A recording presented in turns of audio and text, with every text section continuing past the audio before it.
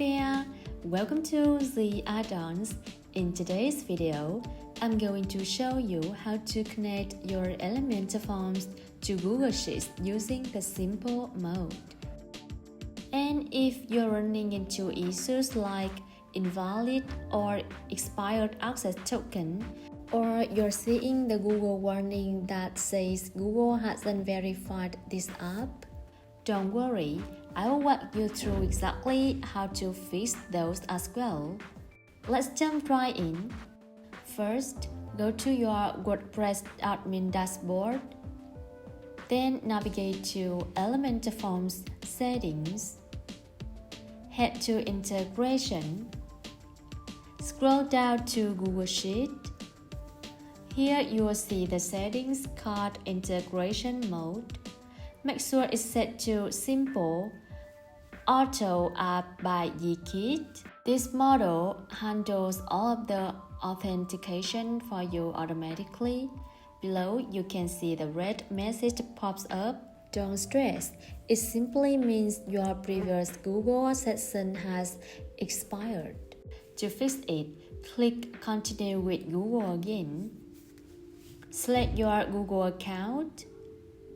Sometimes Google will show this warning because the app is still going through the verification process.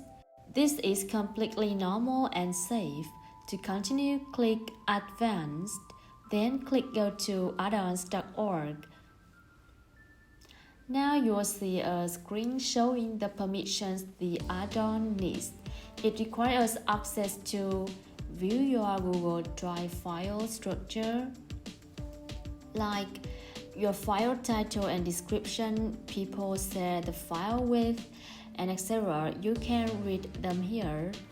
And it requires access to create and edit Google Sheets, manage spreadsheets, upload and size from data. You can read more here. After that, click Continue.